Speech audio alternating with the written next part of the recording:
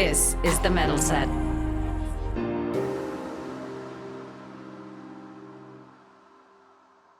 What does it feel like to row across the Atlantic Ocean?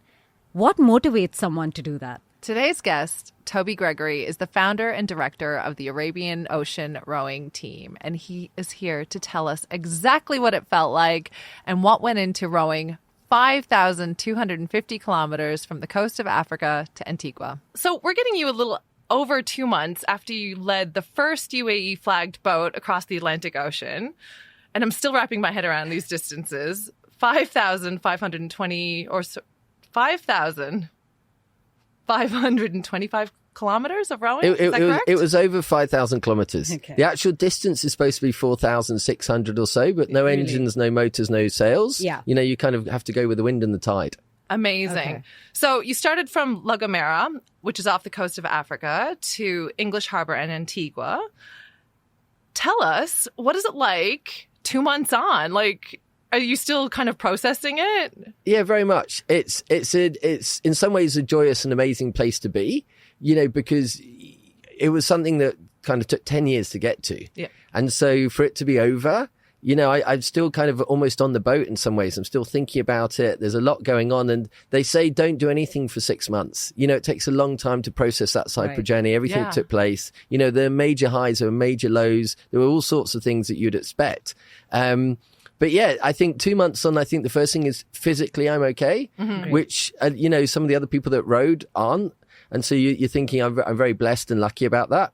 But also 2 months on, I've discovered it was possibly, you know, one of the best things I could have ever done in my life.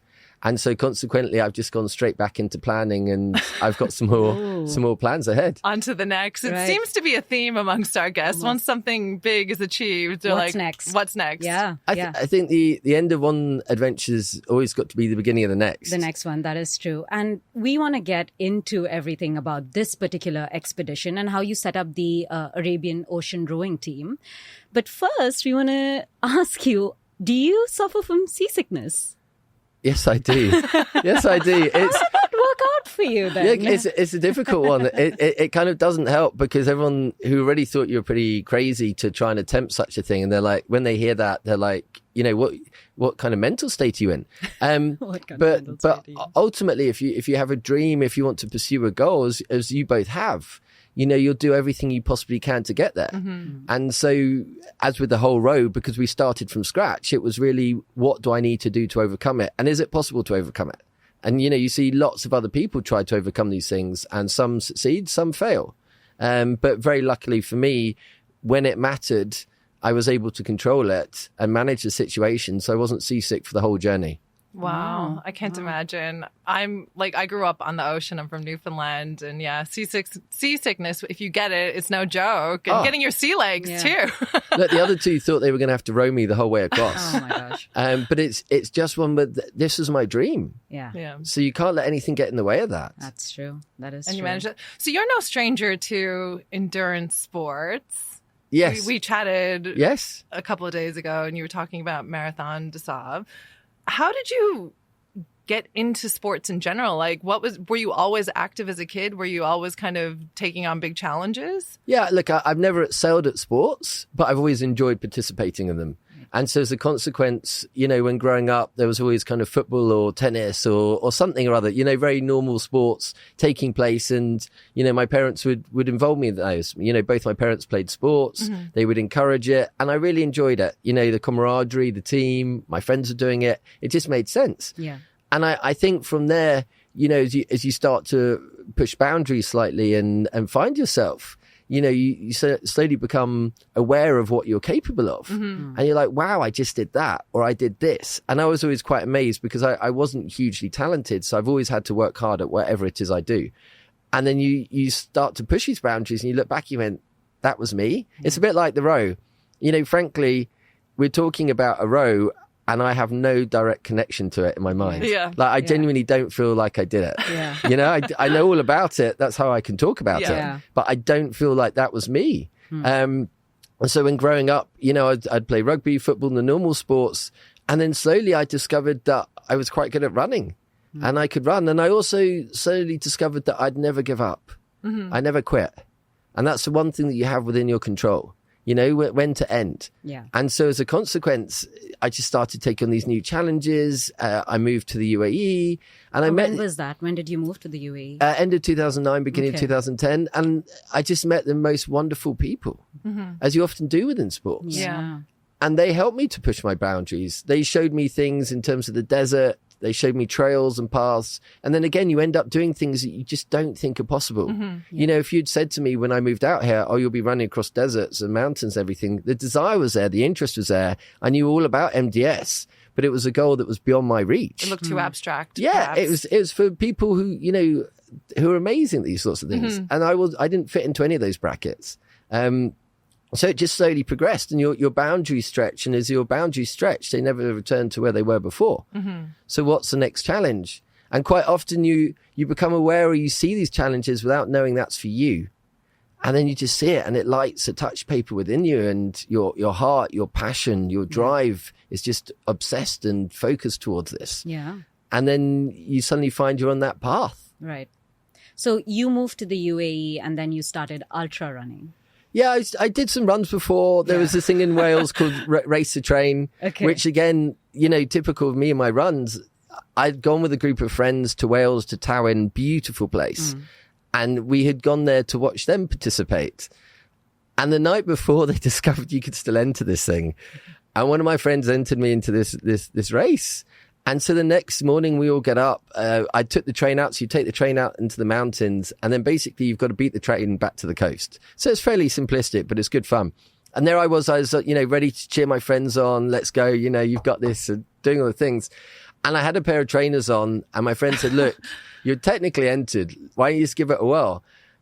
And so I did. I jumped off the train. I'll never forget. I kind of didn't know where to stand because I really didn't know too much about it, except for we were going to follow the train.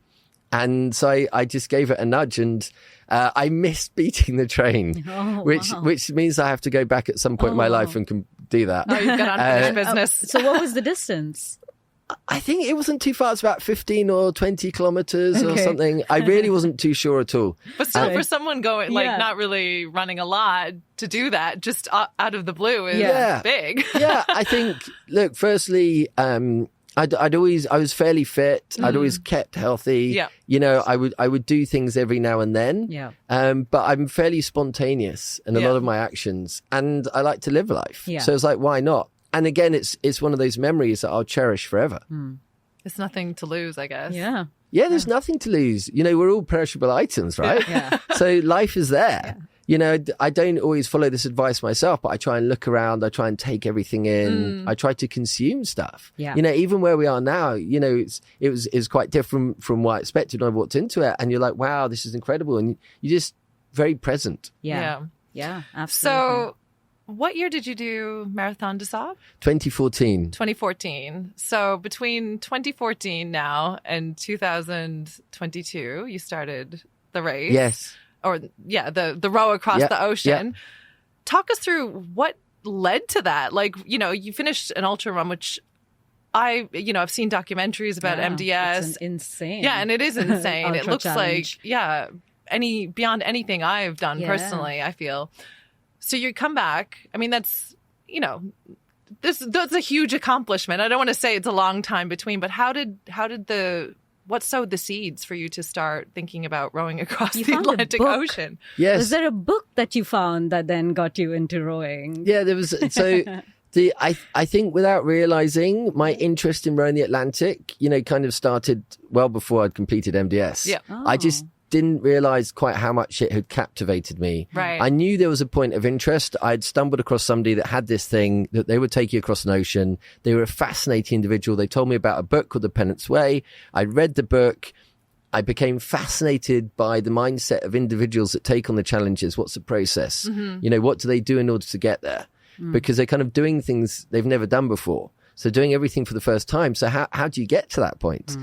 And throughout this time when I was kind of training for MDS, and I was working on the bid for World Expo, so I didn't have much time. You know, we'd be working till 1, 2 o'clock in the morning, and I'd be up at 5 a.m. to do a run for as long as I could, often driving out to the desert. But in the background to all of this, completely unknown to me, I was reading these books about rowing the ocean. I'd started to take photos and study what certain things would look like on a boat. And it just led to a path. And I continued to run. I continued to take on other challenges and ultra endurance events. Typically my thing is where it's a couple of days and where it's not just physical, it's mental. Yeah. You know, that's where it really is, because it's not just about getting point A to B. It's how you're going to do it. What's the process? What do you need to know to be able to achieve it? You can't just pitch up and do it. Yeah. But again, I come back to what you just said about neither of you have done things like this. You know,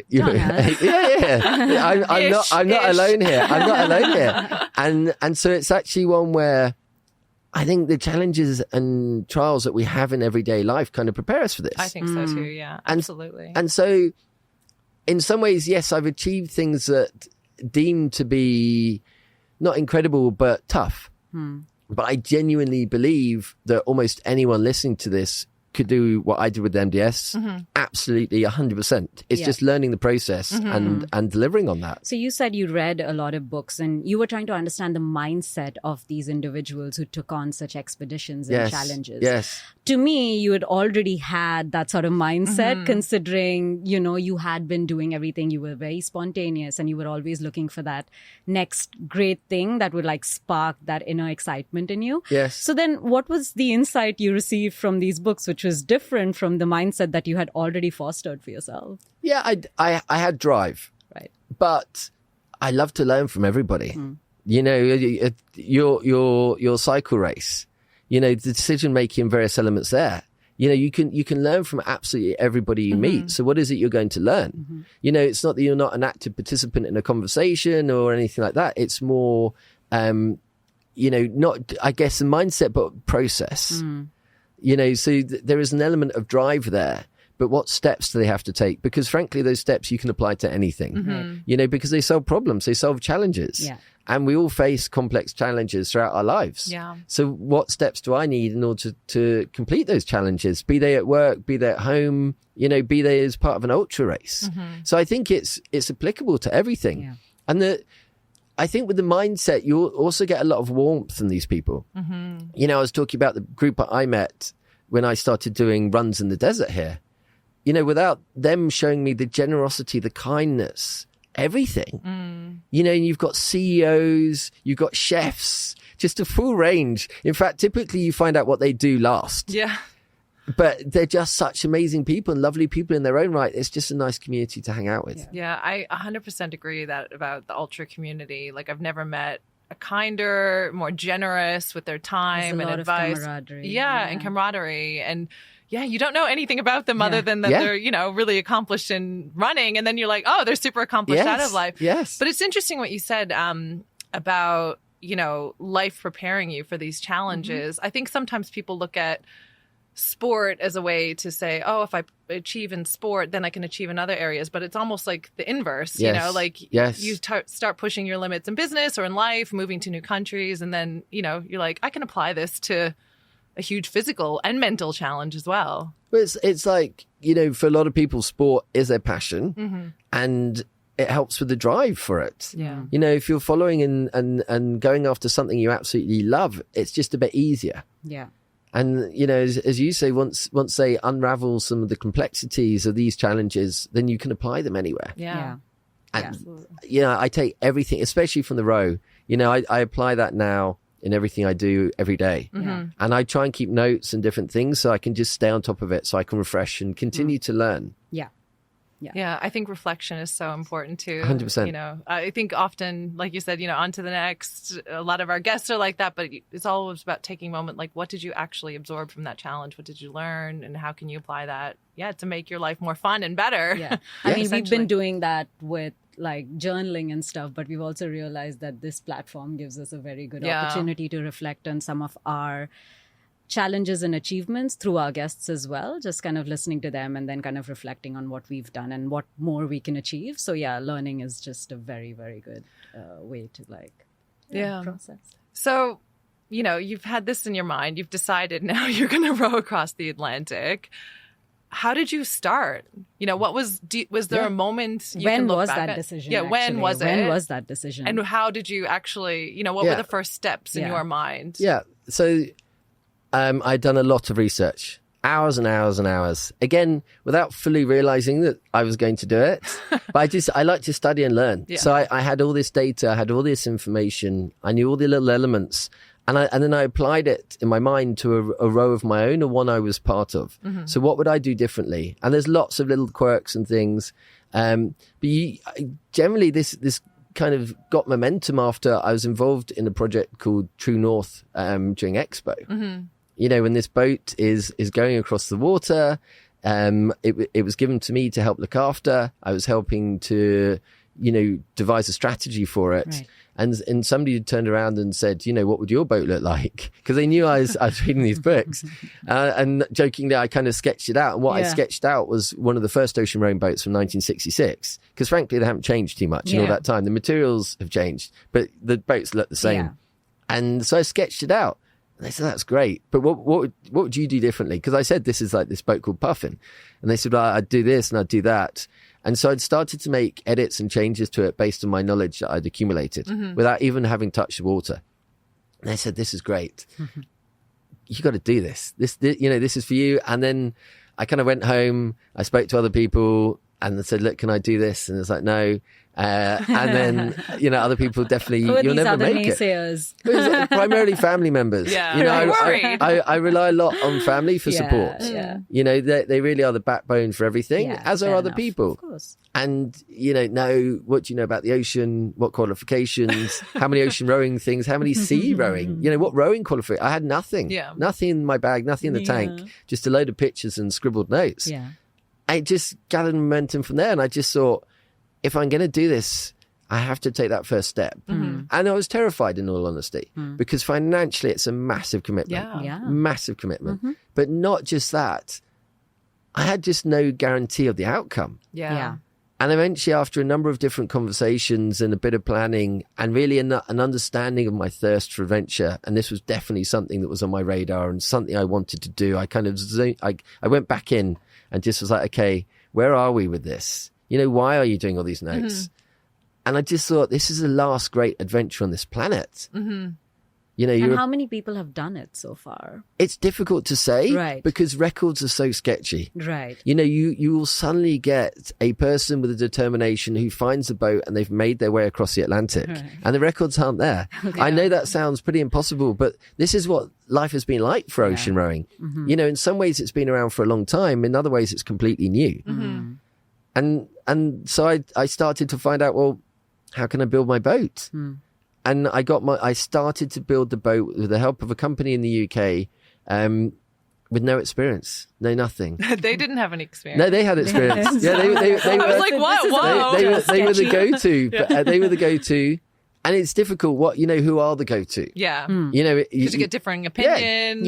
Yeah. Do you go to Range Rover? Do you go to Porsche? Do you go to Ferrari? But again, it comes back to what outcome do you want to get from this? And my outcome from the very beginning was just to get to the other side. Yeah. In fact, I visualized a picture of people holding flares, and that was my moment. My moment was just holding the flares, nothing else, nothing more. Because if you held the flares in the air, it meant you'd got to the other side. Right. And that was it. And I just dreamed about that moment, and I held that moment. And then all of a sudden, there was a lot of work, and I'm getting asked questions. What about electronics, about solar panels? I'm having to study, learn everything. What do I need? Yeah, honestly. I knew about solar panels because I'd been up to Mazda. Yeah. That was the extent of my knowledge. Yeah. But again, you start studying all these things, learning about it. What kind of power capacity? What do we want the boat? What should it be made from? Is it just fiberglass or carbon fiber? And all these difficult things. I didn't even know the difference. So you have to study that. Yeah. So And what this was happening in 2020, is it? this is kind of like, this all started in 2020, the actual boat building, through to really 2021. It was all out. Right. And in 2022, it was just 2021, it was all out. And that was it. Yeah. And Deep in the pandemic, right in the middle of it. yeah. And it wasn't a reaction to that or anything. This was just part of my life plan. Yeah. And it was something that I was continuing. And, the pandemic was completely separate. Yeah. In fact, if anything, it gave me a tiny bit more time at night exactly. just to I was look. going to say, yeah. But yeah, there was no reaction, no nothing. I was business as usual. Yeah. So you were talking about, not knowing the outcome of it, right? Yeah. You had visualized yourself finishing, And not knowing the outcome, I mean, I'm a very controlled person. And I said I would never do an ultra race with another person. And then this last race I did, we all kind of, paired up in a lot of ways. Because it's hard having, you're a very driven person. You know what you're capable of. But you couldn't do this alone. You have two teammates. Yeah, yeah. How did you find them? With great difficulty. It's with ocean rowing, not many people want to do it. Yeah. Unsurprisingly, it really is.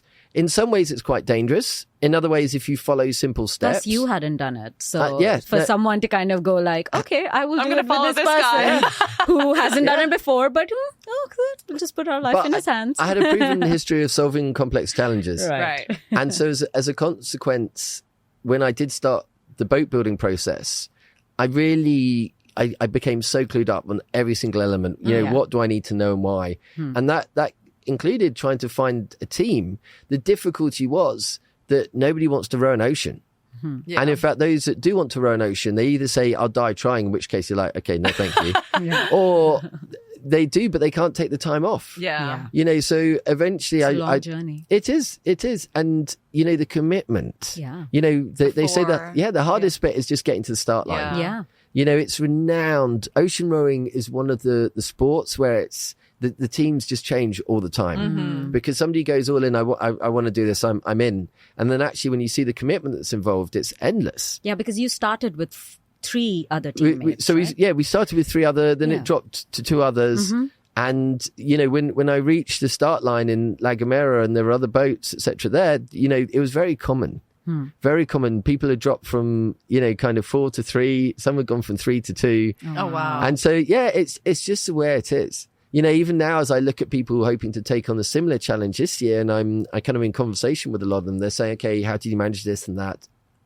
The kind of team dynamic and, the lack of dynamic quite often has proved to be the case in our scenario eventually. But it was one where it is relentless. It is day and night to the point where eventually I was like, okay, I've got to give up my job. I'm committed to crossing the ocean. That is what I'm going to do. Did you have to do that? Yeah, I gave up my job. And again, you talked about not knowing the outcome and control person. I'm extremely controlled. I like to know every single second of every single day. Yes. But at the same time, that's where the beauty of life is. Yeah. Also completely letting go. Yeah. In a controlled way where you know the direction of travel. Yeah. But You have a roadmap. you've got a roadmap. Yeah. But you've got to surrender yourself to these things. If they don't scare you, what's the point? Yeah. Leave room for magic. Yeah. Too. That's it. Yeah. Yeah. So, I mean, you've decided you've left your job. What is then training looking like for you? Because it's now it's consumed you. You have a family. You've decided to leave your job. But then training in the UAE, what does that look like? I think that training in the UAE is amazing. Simply because I can train all year round. Yeah. Right. And not just that, see access to facilities. So going back to MDS, okay, fine, you need the desert and stuff. Yeah. But it's not just that, it's everything else. It's the yoga, it's the Pilates, it's the access to swimming. It's a full complement of skills and types of training that you need. And it's all very accessible. Yeah. If I was in London, my dreams would never have happened. It is as simple as that. It'd be a 2-hour journey down to the coast, try and get a boat. Yeah. When do we do that? What's the weather conditions? The whole thing. It's just living here has been a game changer for me. And I think living in the region, if you're in this whole region, even if you're in Saudi, the accessibility to certain facilities is just incredible. That's true. So, for me, training here wasn't an issue at all. It was actually a help and an did advantage. you have to train together very often, or were you doing it on your own? And complementary to the rowing itself, what else did you need to do in terms of nutrition and training in the gym, all of that? Yeah, but training's an extremely physical sport. Yeah. And, you're doing it for a long time, day after day. So it's hours and hours on the rowing machine. It's hours and hours doing weights. For me, because I'm quite inflexible and I get injured, I need hours and hours of Pilates, of yoga. Okay. But also mindfulness training. There's a range of different skill sets. Because you have to be so calm. I think, at certain points, like, when the going gets tough, I guess you have to just like channel all that calmness, right? Yeah, with ocean rowing, there's nothing but tough. Yeah, Nothing. exactly. There is no, it is 18 to 20 hour days. Yeah. How did you train yourself? Because we had a conversation the other day and I was saying, my last race in Rwanda, I was like, resupply was limited. I'm on land, and I'm around in a heavily populated country. And I just got thinking as we were chatting that you're out on the ocean and there's nothing. There is nothing around. How did you mentally prepare yourself to feel, I guess in one respect, surrounded by two other people all the time, like never alone, but then also completely alone? Yeah, it's interesting because, I used to have a poster in my room when I was growing up. So it was a picture of a surfer and it said kind of face your fears and live your dreams. And with that respect, I kind of just went in early on facing my fears, primarily initially from a mental perspective. And it's, you realize early on that this is quite different, that it's going to test you beyond anything you ever know. Take what you know and put that to one side, because as soon as you go out there, it is just rough, it is raw, and you're not fighting for your life, but certainly if you make a mistake, it's going to be costly. And so from the training perspective, in getting prepared, we had to do everything from the food. There was a suggestion at one point that we were going to confine ourselves to a very small area for 24 hours and just saw how we all got on. Did you do that? No, we didn't, because it's time. It's time. Yeah. And, this isn't everyone's dream. Yeah. And everyone has jobs and stuff, and other people were working till 10 o'clock at night. And so, our training was incredibly difficult, and we didn't often get to train as a team, and that was just principally because life goes on. Yeah. But then you have to just surrender yourself to that and say, fine, we are where we are. And it is about saying, I'm here. Nothing's going to change. What can I do from this point onwards? Yeah. And that is it.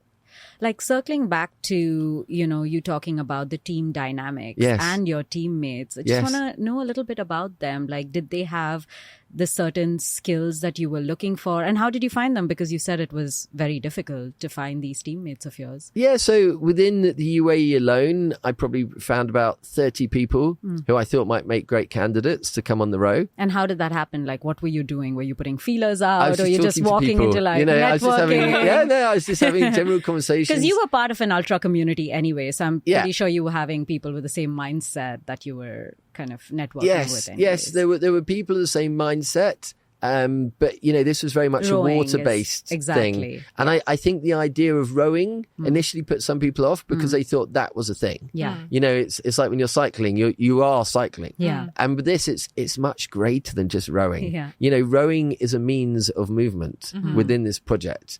It is, obviously it's a large part of it, but there's so much more to it. Yeah. And that's what makes it so exciting. So in terms of selection, I looked at how people are selected elsewhere, how they selected for, elite things, how do they do it in the Olympics, what's the process used? And luckily I've had access to those sorts of people in the past. Right. And generally you find people in sports are very happy to answer questions. You go there and you just say, look, this is what I'm trying to do. Can I have 10 minutes of your time? So I looked through processes of selection and what the best route forward was, and I applied that to this. And, I ended up with somebody who works in recruitment and a vet. So obviously the two best candidates. But it was one where it's partially mindset, it's partially attitude. But ultimately with our adventure, it was also availability. Because as I said, it's just one where... Could be an ideal candidate, but if you're not available, it's and there was so many people like, okay, well, can you do this then? Yeah. And I was desperate, I really wanted to. There was a point where I wanted to make it a mixed team. Yeah. And I'd love to have done that, but just timing didn't work. They were saying, oh, can you go here? And I considered it. But it's... we went under the umbrella of something called Atlantic Campaigns in the end. And part of the reason we did that was for a safety element. But actually, the more you understood, the more you just realized you're out there on your own anyway. It doesn't matter. Yeah, it's irrelevant because the people coordinating any rescue are based where they're based. Like on the Atlantic, when you get into trouble, it's actually out of Falmouth in Cornwall that they coordinate the rescue. Right. So so eventually I was like, well, let's just do it on our own. But yeah, so in terms of from a selection perspective, I just got help. I got advice. it came down to eventually a list of the different strengths and the requirements, and then we just did a score. And I had a couple of other people help me with this. Right. And that's the thing I probably find most difficult about this whole row. I have a lot of people that I didn't know before the row, it's very difficult because a lot of them don't want to be named because it's like they were doing it in their work time. But, it wasn't just us. Yeah. There were 3 people on the boat that crossed. But honestly, there was a lady called Hannah that did our social media. She just picked it up and ran with it and did the most amazing job with tiny bits of information, snippets of this. And that was just our social media. There was a guy called Andy who's kind of very prominent regionally when it comes to marinas and maritime. And, without him, we would never have got to the start line. Never got to the start line. That single individual and their contribution. It's really difficult sometimes to talk about team because where did the team begin and where did the team end? Yeah, but I've also felt like when someone's got such a big dream and vision, there are lots of people who want to kind of support in any small way possible. When you step forward to do something big, you're so, in my experience, my big is very small, I feel, compared to yours, but you're so surprised by people coming out of nowhere, people you didn't know about cheering you on, supporting you, before the unsupported part. Connecting you. It's beautiful. There really was that help. Another chap called Richard, who again doesn't always want to be named, but he outed him. He's around August time I was really struggling. The boat was having to go. We weren't quite achieving every single goal we wanted to at that point. There was a discussion I was having with some other people about the direction we were going to move forward in. And he just said, you're doing great. Stick with it. Stick with it. And there were so many times I said earlier, I never quit, but there were so many times I wanted to. It's not that I just say, I'm not going to quit, how tough I am. No, nothing like that. It was basically because of the help and support and guidance from other people that I didn't. And them stepping in. And also it requires honesty from my perspective and being true with them. But their help and support and guidance, honestly, it's and that's the most difficult thing coming back, frankly. It's how do you say thank you? I've given some of them gifts and I just feel like it's empty. Oh, there you go. Thanks for your help. What's that? But I think that your achievement, though, is their achievement as well. 100%. And I said this to them. I said, do not be shy in going forward. You were a key part of this. You were a key part. But again, it's not frustrating, but it's just it's just so in their character. They're like, we were just delighted to see you get to the end. And that's great. But, I'm kind of left with this feeling of this, not a burden, it's a positive thing, but it's this, I really want to say thank you. And, when the boat comes back, I'll probably have an event and there'll be a chance and, maybe I call them up onto a stage and thank them in front of people. But it's something that needs to be addressed. Now, I want to get into the actual, being out there in the ocean. Because I've been following along on social media, and there was one, as I said, I'm from an island. The ocean, I've got a healthy respect for the ocean because I've been on a boat for a week with my father. My father's a marine engineer. And it's terrifying sometimes. But also what's in the ocean, there's one video of, I think a shark is circling you guys. How did it feel? I guess we go back to the day you actually start. How did you feel when you were ready to start?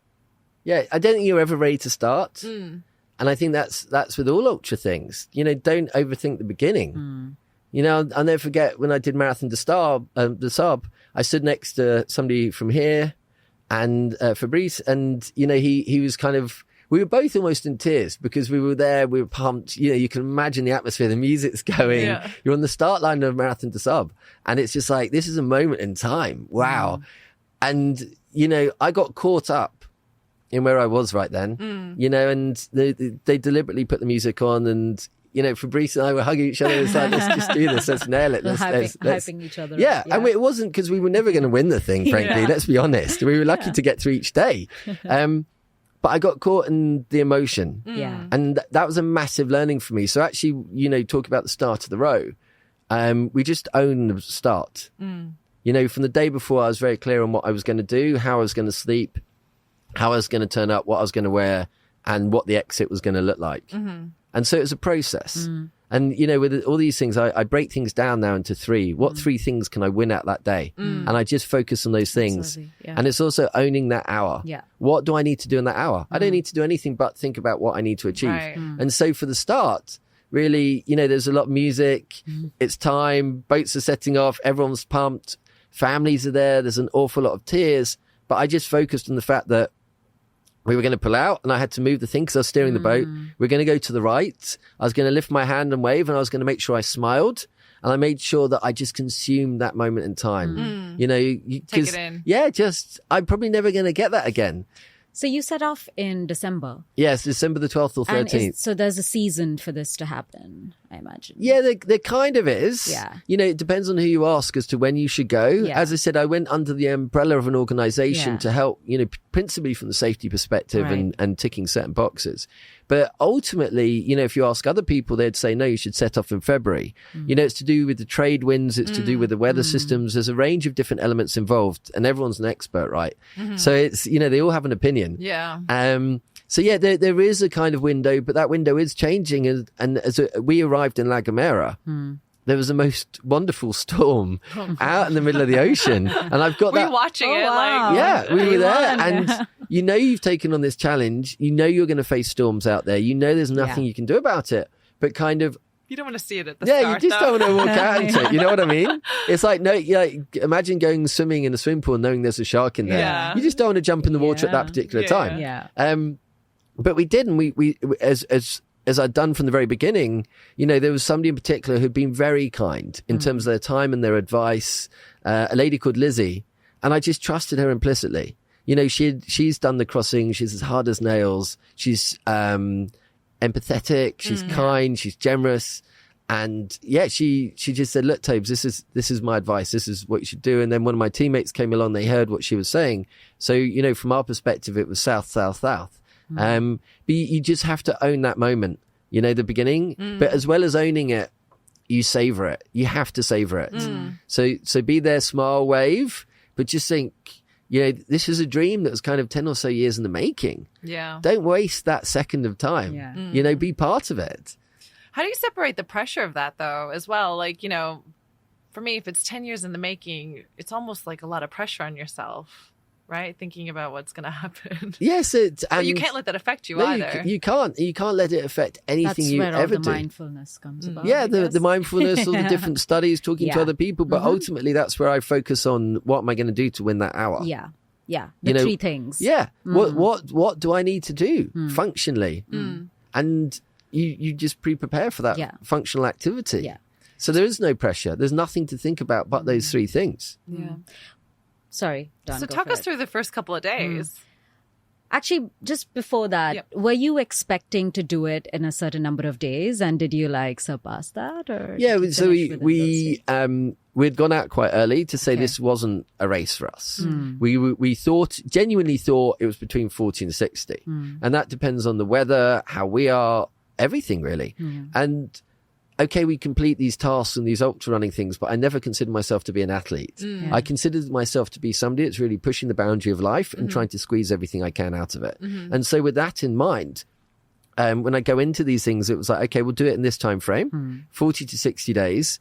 And in the end, you know, we did it in 42, which if you had told me, despite all the study, all the research I had done, that we would do it in 42 days, I wouldn't have believed you. And again, the community there, they were just so kind. Yeah. And everyone else was like, basically, we were all going to see them at the end and they were going to get everything ready and we'd have a massive celebration with all of them. We beat everyone. And it's just, You shut up and there's no one there. no, it's just, and I care deeply for all those other people. I genuinely do. I kind of formed connections before the road that have stayed with me now from people I'd only met a couple of days before that were out in the water. And they're like, you guys were incredible. And I was watching them and there was an honest conversation we had at one point about whether we continued to overtake a certain team. Because, you know, what did it mean to them? Yeah. You know, they obviously were going all out because everything we did, they then copied. And it seems crazy and I don't want to seem disingenuous or anything, but I spoke to my wife, I spoke to the guys on the boat. It was like, you know, this team are going for something and there's a reason for it and we're not. Yeah. So do we need to be putting this much pressure on at this time? But coming back to the first couple of days, it's a baptism of fire. You know, you studied, you've heard about the big ships that are going to come past. I remember that very first night. So you row backwards, right? So you can't really see, you know, and it's impossible in the darkness. It's like literally like having your hands over your eyes. You can't see anything. And within like 2 hours, you can't see any other rowing boats, nothing. Mm-hmm. And then this giant cargo ship, I'll never forget. I saw it, I was like, okay, how can I tell if it's on our route? You know, where are we? Because I was rowing at that time and we've got certain equipment that can help with that. But ultimately, you need to make a judgment call. And so I said to one of the other teammates, you know, let's call them up. And there was a slight nervousness. Do we jump on the radio now? What do we do? And this thing was getting closer and closer. So the first couple of days was tricky. There's a thing called a power anchor that you can put out. And that really kind of helps stop you in big seas and rough weather. And the first night we smashed it out the park. Like it was just a complete blur. And so the cargo ship came by. We tried to radio it. They didn't respond. They came quite close, but anyway, we survived. We still can see land, which was surprising. We had phone signal, which was bizarre. And we're getting all these messages, just like, you're killing it. And we're like, okay, great. And I think the second night was the start of the realization of where we were. We'd had some dolphins around us, a whale breached in front of us, and that was beautiful.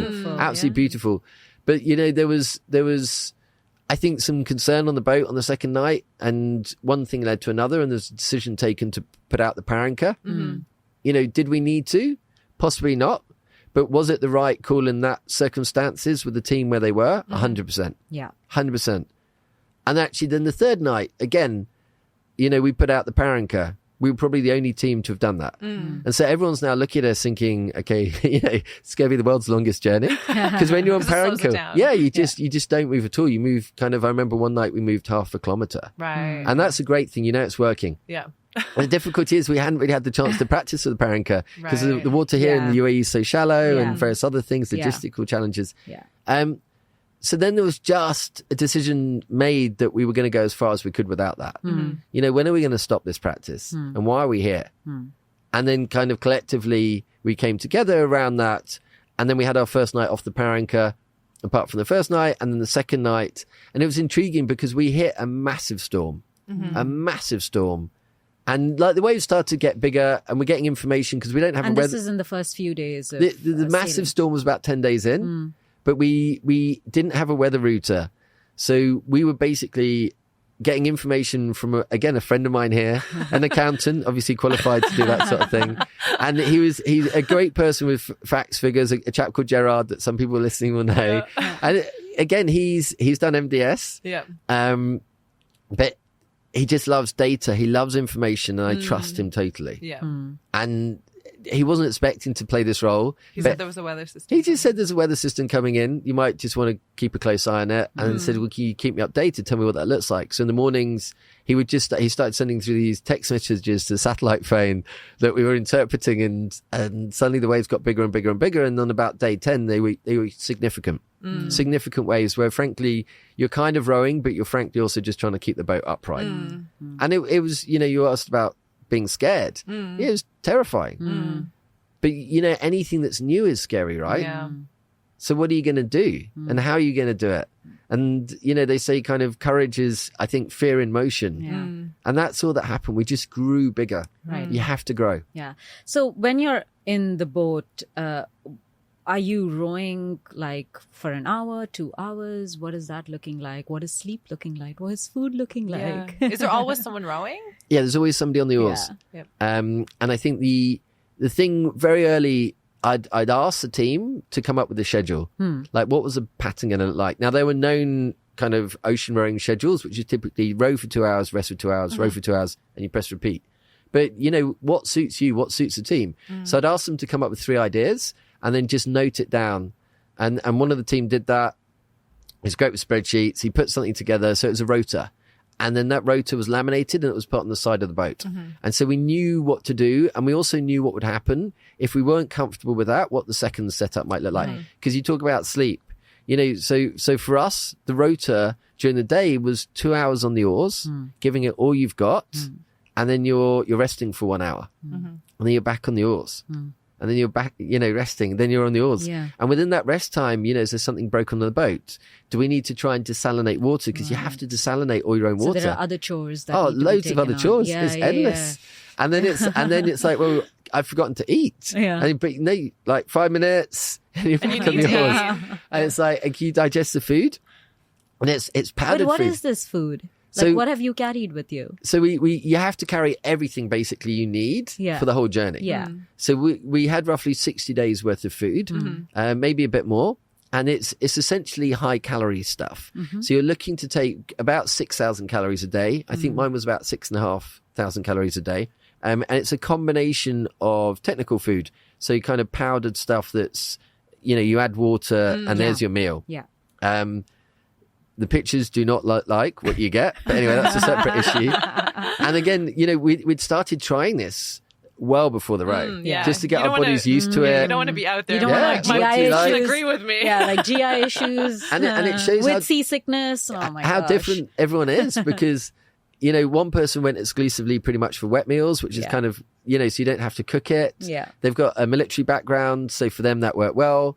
For me, again, through my studies, I'd learned a bit more about potluck. And so actually while I had the right food for each day, we then mixed it all up and we put together these packs. So I had enough calories, but I didn't know what was in that day's pack. So they all wrapped up. It was a bit of a surprise. You put your hand in, you pull it out. And some days it was joyous and other days it wasn't so good. But so typically during the day, it's kind of powdered food that you add 400 to 1,000 calories per meal, depending on what it is. And then in the evenings, I had gone for a lot of sweets. Right. The reason being is because you can't see very much and you don't want to try to make something. Hot water in the dark, it just doesn't bode well. And what if it's not hot water? And it's another 1,000 calorie wet meal that's kind of cold, hard to consume. And so I needed something slightly joyous. I really, now I'm a practitioner for finding joy. Yeah. And so it was just all these amazing sweets and stuff and easy to consume. If I couldn't eat too much, you'd kind of put the rest away. Yeah. But yeah, you're consuming an awful lot. That's interesting. During this whole time, was there ever a moment that kind of really cemented, this is 10 years in the making. I'm actually sitting here doing this now. So again, another person, Brian DeFrancesca, did MDS. He did it the year before me. And during MDS, there's a long stage where you run more than just one marathon. You run 2 marathons essentially, or a bit more. On my thing, I think I did 92 kilometers that day. And he said on the 4th stage, because that's the cutoff point, on the 4th stage, once you get there and you're secure for the rest of the journey, just take a seat and look around you and just breathe in. And so I did a similar thing on the row. I've always carried that advice with me. I did it at NDS. And so almost every night when I was on the oars, I'd take 5 minutes I'd keep rowing, but I'd just detach and I'd just look up. I'd breathe in. I'd be very conscious of where I was. And that to me was cementing how much it had taken to get there. And it allowed me to be very present. And it just allowed me also to be very thankful. And then you just become, because of the environment you're in, the harshness of it, the brutality of it, the relentlessness of it, you not only become very humble, but you also just become incredibly thankful for so many different things. It's amazing how the nights on the ocean really kind of hit your soul. They really reach within you and they ask all sorts of questions. And it's, can you cope with that kind of intensity? And, there are days I cope with it better than others, but it is mesmerizing. Was that was that a certain point, halfway through, or? Well, at first Did you reach a milestone, in your mind at that stage? Yeah, so I'd set myself, again, that kind of rule of 3 and owning the next hour. Yeah. I extended that slightly at the beginning of the road to day 11. Day 11 for me, because from the studies I'd done, if you can make it to day 11 and everything's roughly still together, you're set. Yeah. It doesn't mean you're going to cross. At no point in ocean rowing are you guaranteed success. At no point, even a couple of days out, there's nothing. And that's what makes it so frustrating. But for me, if I could get to day 11, if we as a team could get to day 11 and still be roughly okay, the boat, how we're getting on, everything like that, if we're still functioning and still working towards our goal, then we're set. Yeah. And so that was a massive moment for me. And again, my cousins Hazel and Rachel, who had come across, who they themselves played a massive part in the row. They're kind of messaging on the sat phone. You don't always get all the messages. It's kind of at night and you download everything. But they were just like, it's day 11. Well done. Yeah. And I gave myself a tiny pat on the back. I said thank you to a lot of people that helped us. And for me, day 11 was a real moment in time. Now, the difficulty is, as I alluded to earlier, day 11 was also day 2 of a significant storm. So in some ways, it was a massive, joyous moment, kind of magnified by the fact I was like, we're in this. Yeah. We're all in. And we're in these massive waves. And you're like, you signed up for this. Let's just go. Let's just give it our all. Let's go. Yeah. And that's what we did. We just all in. Yeah. And, I think day 11 was more momentous because of that. Yeah. Yeah. From day 11 to then day 42, what do you remember about day 42? That despite... Right from getting to the end, to the last checkpoint, to then getting off the boat. Yeah. So for day 42, it was an interesting one because I like to be prepared. I like to be controlled. I like to have known every single possible permutation that will come out of a set outcome. Yeah. And I thought I did. And as a result, certainly towards the end, I'd said to the other two, because there was talk about, do we put an extra effort? Do we come in on this day? What do we do? There were a couple of boats ahead of us that we probably could have caught. Yeah. I was like, it's up to you. You guys decide the rota, but once we decide, let's stick to it. Yeah. And one of them particularly wanted to get home. The other one was just was slightly fatigued, but still putting in all the effort. And I was like, I don't care whether we come in. They were saying, well, if we come in then, we're going to come in at night. And I was like, I don't mind. You guys decide, just decide. And I was completely caught off guard because we arrived during the day and I'd seen other people arrive. And remember, I'd visualized that photo of the flares. Yeah. That's all I'd ever looked towards. Yeah. And the welcome reception. So first it's sighting land. Now, you're not supposed to be able to sight land because of how close we are to the sea and everything else until I think it's 19 to 20 miles. We sighted land at 27. And it's huge excitement. And you just don't realize how it overtakes you. There's land. Like, we'd seen nothing. And the ocean is beautiful. Yeah. It is magnificent. But we had sighted land and I was on the oars and I said, look, I've got to get out. Yeah. And it's a speck. You're properly searching for it when you're looking. Yeah. So we sight land. There's some storms. There was a usual mix of, I called up to get a weather check off the organisers and other people. And again, the advice on the weather was, it's going to be beautiful. And of course it poured and there was all sorts of bedlam. We had proper waves. But the key moment was pulling into English Harbour and just everyone being there. And just all the other boats and everyone cheering. And then we had Simply the Best playing and we had this. I'd forgotten. Yeah.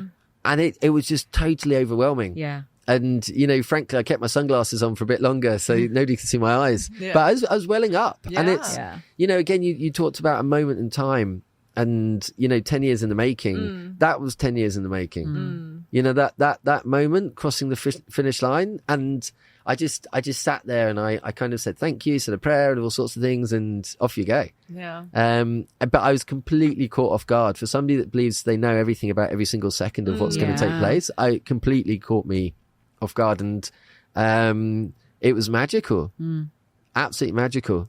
I feel like you're reliving it at the moment while speaking to us as well. Yeah, I've been lucky enough where I've been invited to talk about the row a bit, but I've never really looked at any of the images. Never looked at any of the videos.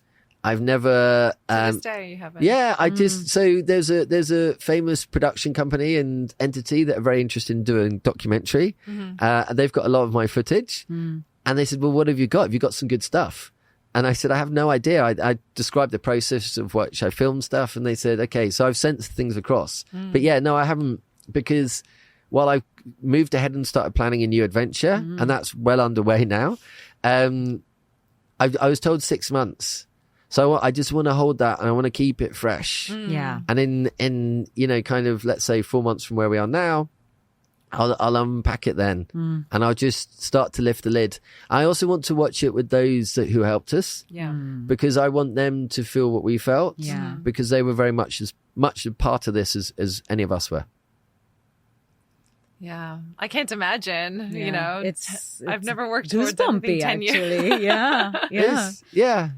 Yeah. Was it a bit bittersweet in some respects? Like, or no? No. Or just sweet. No, no. Sweet. Just It was sweet because, frankly, we get to a lot to get across. Yeah. Like, you know, you got a couple of kids, you know, with no ocean rowing experience, but determination and a willingness to learn.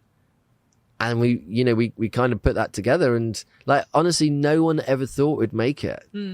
And even those that say, oh, you're going to make it, this is great. Yeah. They still think you're mad.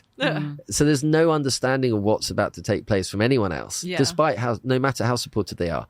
And so when you're really up against it, and when you're swimming against a tide, such a strong tide where, you know, it'll be a 3-day trip, to have made it was just kind of joyous. But also, you know, it seems weird talking on a podcast about this, but it's overwhelming for everyone else. You know, all I've done is focused on that. Yes, you're part of a family life and many other things, but are you really? You know, you're kind of like half a brain towards it. So with that in mind, I was very conscious as soon as I landed to stop talk about the row and focus on other people, you know, and be part of their lives. What were they doing? You know, what matters to them? And that's what I did for the rest of the time when I was in Antigua. Yeah. How long were you there, and then when did you fly back? So I was there for 5 days. Okay. And it was the most magical time because two of my best friends, Matt Jones and Chris Yates, flew over, surprised me. And it was just wonderful to spend time with people that I care about. You know, my family were there. And it was just, you know, it's not about the rowing. And they'll say it was all about the rowing. But really, because you're very gaunt, you're broken, you have no idea which way is up. You know, that first night in a bed, it was really quite awful. Because, I really enjoyed sleeping on the boat. When the rare bits of sleep. You're being rocked, I guess. Yeah. Yes. And I'll never forget, there was a red light on the television in the room. And I woke up because I never got much sleep anyway. And so you're awake because you just have to be. And I see the red light and I'm like, okay, I'm on the boat. What am I supposed to be doing? And for like 3 or 4 nights, Like I still thought I was... Ghost memories. Yeah. But it was, with you. but it was, you know, you think you're present and you think you're contributing, but you're really not. You're just a shadow. You know, I was down to 66 kilograms. Wow. And everything was hurting. Everything was hurting. And there you are trying to be very present and have, you know, conscious conversations, and you're just like, you're just like nobody. Yeah. But the bravery, interestingly, continues straight off the boat. You know, I went to this point to see it was these manta rays, and everyone's kind of, because it's the open ocean, and there are sharks, and I'd seen the sharks, but you know, with my son, everyone's just staying in this little area, but the roped area is massive. So I said to the guy, can I go over there? And he said, yeah, no worries, but nobody ever does. I was like, why? And they said, because they're worried about getting eaten. I was like, I'm cool. And that was bravery from the boat. And I took my son and we went swimming right to the edge of the reef. And just, he looked into the open ocean and he connected with some of the things that I'd seen. And that was quite special. But it was also the bravery in action then. That's really beautiful. Yeah. Going back to your causes. So we've talked a lot about it. You know, you and I talked about, there was a lot of media interviews and press who were interested in what you were doing ahead of the row. So tell us a little bit about, you know, some of the awareness that you were raising. Yeah, so I was very lucky. I partnered with the UN Environment Programme and their Clean Seas initiative, and they couldn't have been more supportive. You know, I've always been very passionate about the environment. My whole family are passionate about the environment. It's something we consider every day. You know, I'm one of those people at the beach, when I see litter, I pick it up. Yeah. You know, because I just, why would we leave it? Well, why would you drop it in the first place? But that aside, it was, the focus was on plastics. And why plastics when there were so many other things to focus on? It was really because for me, it was something tangible that other people could get behind. You know, if I talk about global warming, if I talk about things, people are aware of these kind of words and sentences, but how do they engage with it personally? And so I started a schools program with the UN Environment Programme, the Clean Seas Initiative, and we were like, okay, 4 schools might be interested, I hope. And so I got to 3 and then I got to 4. I was like, right, that's amazing. We had such a reaction. The kids were like, amazing. Let's do something. Let's change things. Let's start to be mindful of our use of single-use plastics. And then we got to a 5th school and a 6th school and a 7th school. And in the end, we probably went through about 20,000 students before we'd even set off. And so it's really because, you know, 60% of the rubbish on the shoreline is made up of plastic. Yeah. Mm. And when you look at the ocean, you know, I think it's because we were looking for it, but we were expecting to find microplastics. But what we found was large clumps of plastic. And the guys on the boat were magnificent. You know, it was my cause and my passion. But it was one where when we were going along, if we saw plastic, we tried to take a photo. We were told to take a photo and geolocate it. But the trouble is you're going up on these massive waves. Even when it's calm, the waves are big. Yeah. And you're on a tiny boat and it's really hard to keep your eye on it and you're rowing and you're tired. So we didn't capture everything. But we were amazed at the amount of plastic that was out in the ocean. It was flabbergasting. We tried to take photos and I've got all that and I've shared that with the relevant authorities. But that passion has now continued and if anything, it's intensified. And the students and corporates wanted to hear, well, what's taken place? Yeah. What's happening? Yeah. So now I've come back and again, I thought 3 or 4 people might be interested, but no, you know, I seem to be everywhere. You know, we're going to about 5 or 6 schools a week. Great. I'm giving talks to a large number of corporates. I even the other day joined a huge European company's town hall where the chief executive spoke and then passed to me. And I was completely out my depth because I've been throughout this whole project, frankly.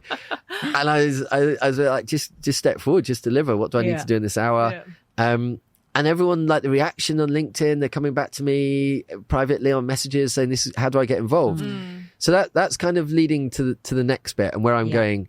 In addition, and I'm not an expert in this, and frankly, I'm just as scared as everyone else. But I really want people to know that they're stronger than they ever realize. You know, you look at the mums on the school run and juggling everything in life. Crikey, they could do 15 times what I've ever done with any of my life.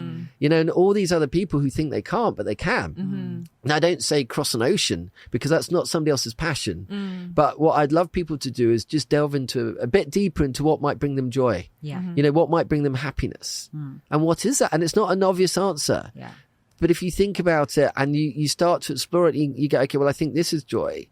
And then it proves it might not be, but then they pivot and they go into here and they find kind of choose because they deserve it for themselves. They put everyone else first. You know, and so we've talked a lot in schools. And again, I'm not a psychologist. I'm not a scientist. I have no qualification, but I've just given life a go. And, you know, failure's not fatal. And just try. And that is where true courage is. You know, if you turn up, then you are braver than anyone. It's true. And just getting to the start line. Yes. Do it. 100%. So what's bringing you joy now? What's next? What's next? So I went back to the UN and I said, look, thank you very much. You were unbelievable in your support. And they said, well, thank you. And then I discovered they'd been covering our journey on their own website. And I was like, okay, this has got far bigger than I ever realized. And then Reuters ran a piece on us and I was like, okay, this is bizarre. And so I'm going to continue the fight against plastics. Amazing. And I'm partnering up with the UN again. Amazing. And I had a call with them just earlier this week. And the focus is initially on UN Environment Day and then transcending forward from that. But we're going to do a row around the UAE. Oh, wow. And we're going to start in Fujairah. We're going to end in Abu Dhabi. But it's not just our row this time. Because everyone's kind of quite interested in the boat. It's quite quirky. Even if they don't like water, they've got an interest in, wow, what's this button do? What's that? Because it's got a lot of gadgets. Sorry? Did you name the boat? I didn't. Somebody else named the boat. But I don't know whether luck is associated in this, but it might be renamed for this project. I need to discover if that in maritime stuff is allowed. But essentially, we're gonna give the boat over to everyone else. So those that have a passion about it, those that care about the environment, they'll each get to row like 5 or 10 kilometers with nothing laden in it. It's quite buoyant and it's easy to move forward. And so it'll be their chance. And they'll get to say on camera what the environment means to them, what this means to them, why they're doing it, a bit about the boundaries and a bit about the environment. And then they'll row with people. We've got business leaders, members of the media, and we'll do a journey. It's about 419 kilometers, but it'll be for everybody. So that's the immediate next thing. Okay. And then it's a couple of other things, but there are other oceans involved without question. Oh, that's We're excited to hear more about that. Yeah. Great.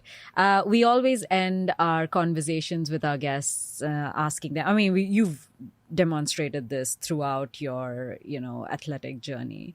But do you think that grit is innate for you, or have you learned it or picked it up along I've learned the way? I've learned it. You know, with all this chat about my drive and wanting to squeeze everything I can out of life, I think I've learned from other people. You know, I genuinely have, you're socialized by your environment. Yeah. You know, there are various things about the 5 people and everything else. But that's why I love and the idea of trying a new sport. Because, okay, my grit was there for ultra running and kind of land-based adventures. You know, it's been taken to a completely different level. And I didn't have that grit. I had none of it. Okay. And to a certain extent, you could say I do now because I've completed an ocean row. Yeah. But again, I do not put myself anywhere ahead of anyone else. And I know it doesn't, to some people, you can't compare the school run and the daily life to grit. But my words, how other people are battling things, the toughness within individuals that just don't realize quite how tough they are because they've never asked themselves that question. Or nobody's ever told them they're that tough. You know, they're actually kind of sometimes put into boxes where it's like, it's part of what they do. But so I think I developed grit. I think I have a certain level of grit. But I think there are other people who are doing very ordinary, everyday things, just living life and being quite powerful, who have far more grit than I'll ever have. So. That's amazing. Thank you, Toby. Thank you so much. Yeah, thank you so much for That's joining okay. us. Thank you very much. Thanks.